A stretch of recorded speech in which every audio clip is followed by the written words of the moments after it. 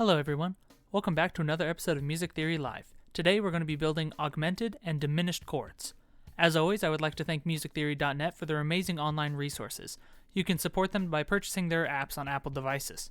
To start, let's take a look at a couple of major, minor, augmented, and diminished chords so that we can remember the differences between them.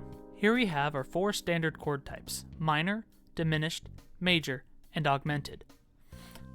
In comparison to a minor chord, a diminished chord has a lowered fifth, and in comparison to a major chord, an augmented chord has a raised fifth.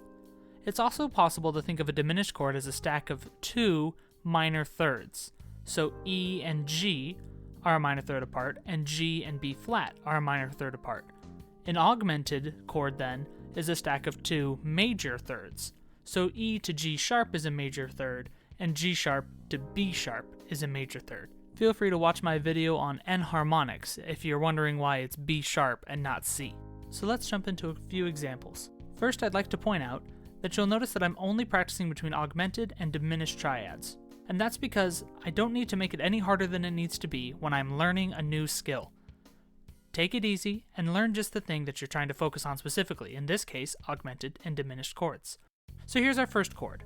Now, just knowing my intervals, I know that C to G natural would be a perfect fifth, but this is G flat, which means that this is a lowered fifth or a diminished fifth. On that alone, I can know that this is a diminished triad. However, I can still count the distance between my intervals to double check. These should all be minor thirds if this is diminished triad. So C to C sharp is 1 half step, C sharp to D is 2 half steps, and D to E flat is 3 half steps. Then E flat to E is 1 half step, E to F is 2 half steps, and F to G flat is 3 half steps. So this is a diminished chord. Here's our next option.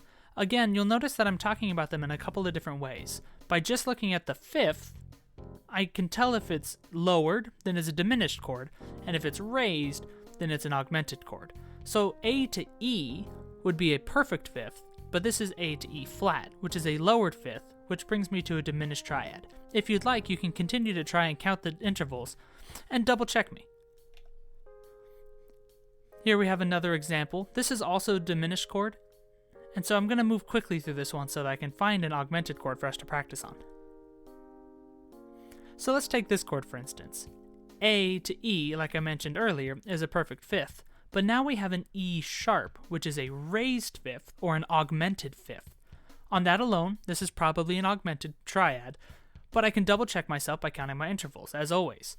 These should all be major thirds, which are 4 half steps apart from each other.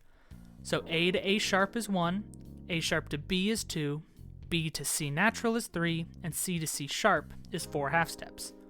Then from C sharp to D is 1 half step, D to D sharp is 2 half steps, D sharp to E is 3 half steps, and E to E sharp is 4 half steps. So all of my distances are 4 half steps, or major thirds. So this is an augmented triad.